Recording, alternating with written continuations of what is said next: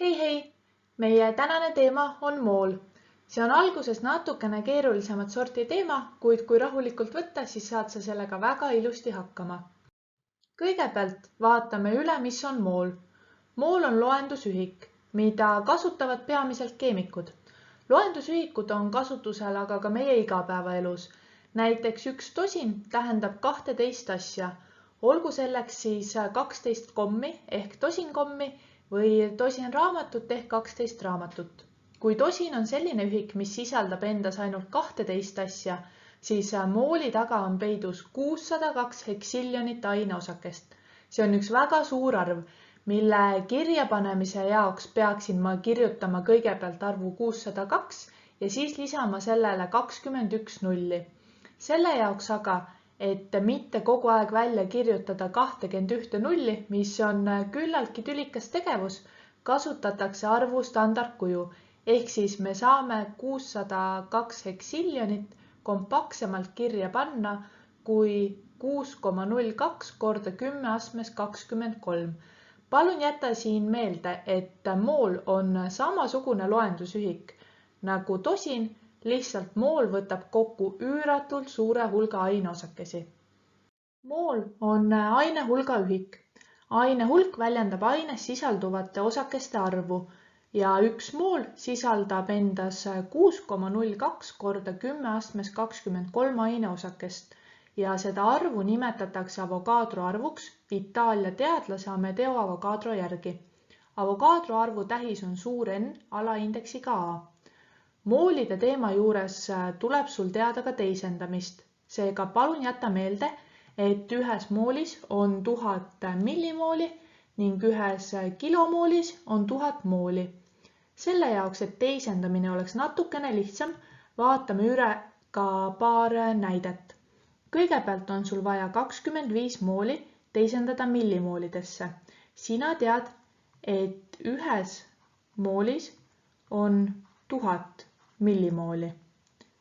Aga praegu on sul vaja teada, mitu millimooli on 25 moolis ja selle jaoks, et seda välja arvutada, saad sa teha tehte, kus 25 mooli tuleb korrutada 1000 millimooliga ja see omakorda jagada ühe mooliga. Sa näed seda, et moolid taanduvad välja ning sa saad vastuseks 25 000 millimooli. Järelikult saadki sa öelda, et 25 moolis on 25 000 millimooli. Edasi tuleb sul teisendada kilomoolid moolideks. Sa tead seda, et ühes kilomoolis on 1000 mooli. Sinul on praegu aga 0,02 kilomooli vaja teisendada moolideks ja selle jaoks, et sa leiaksid siit moolide hulga, on sul vaja 0,02 kilomooli korrutada 1000 mooliga ning jagada ühe kilomooliga ja selle tulemuseks saadki sa teada, et 0,02 kilomooli on 20 mooli ja ainult üks teisendus veel. Nüüd tuleb meil teisendada 340 millimooli moolideks. Sina tead, et ühes moolis on 1000 millimooli.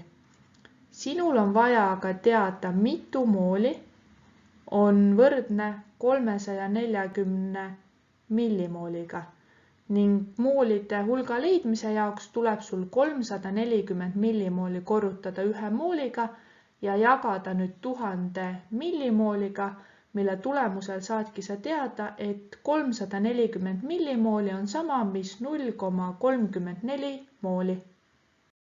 Kasutades Avogadro arvu ja aineosakeste arvu saame me leida moole.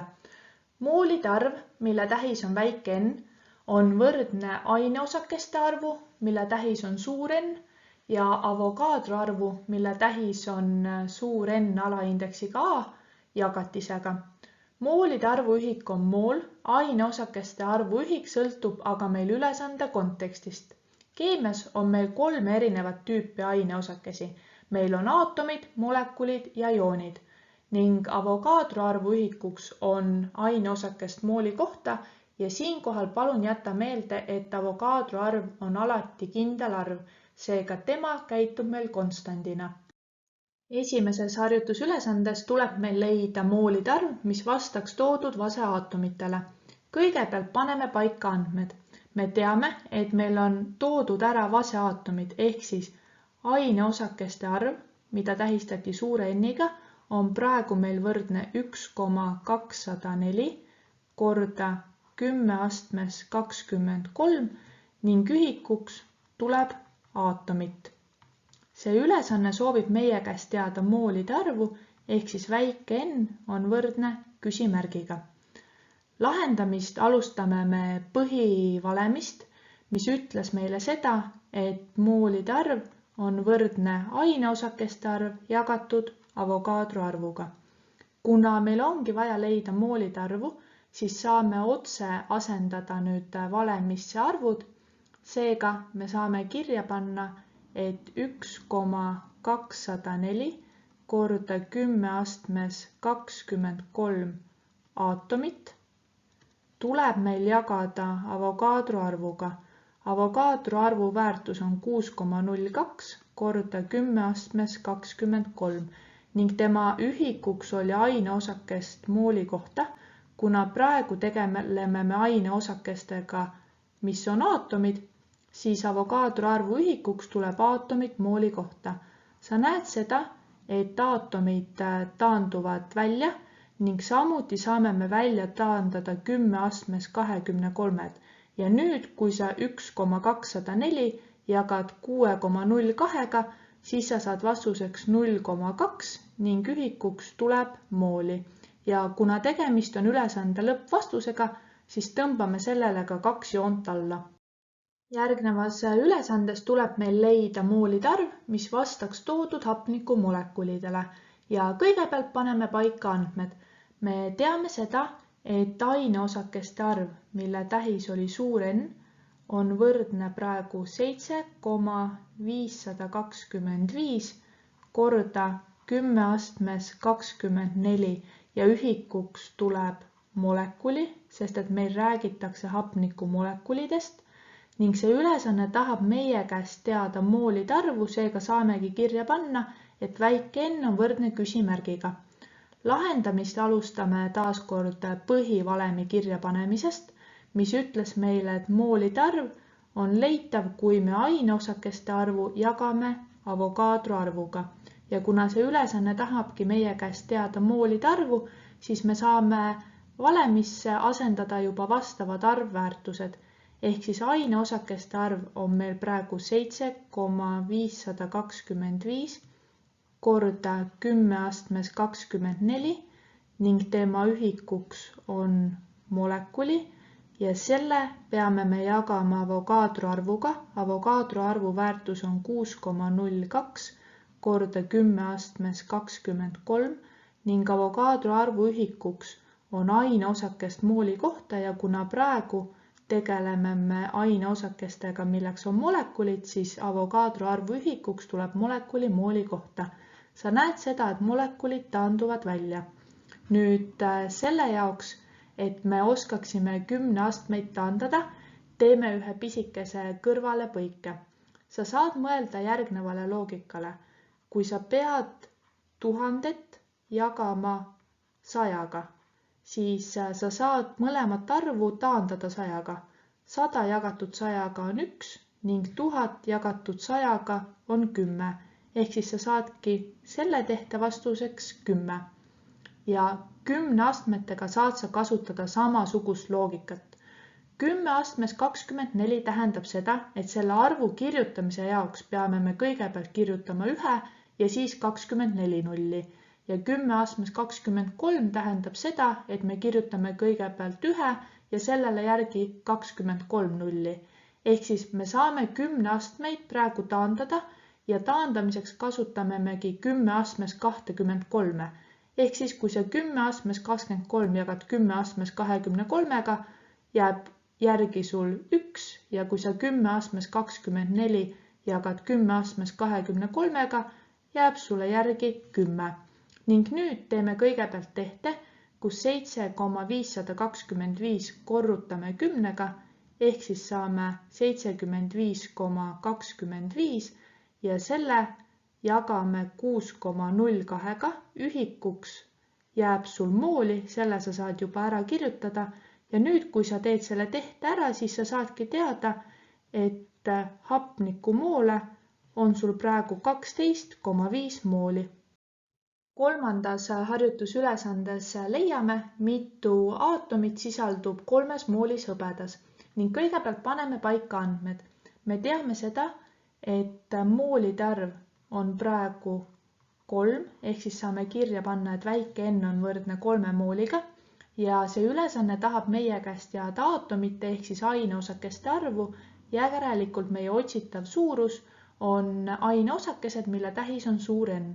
Lahendamist alustame taas kord põhivalemiga ja sa tead juba, et moolide arv on võrdne aineosakeste arv jagatud Avogadro arvuga. Siinkohal on meil vaja aga aineosakeste arvu ning järelikult me peame selle avaldama. Sa saad avaldamisel kasutada enda natukene aitamise mõttes seost, mis ütleb sulle, et 3 on võrdne 6 jagatud 2-ga.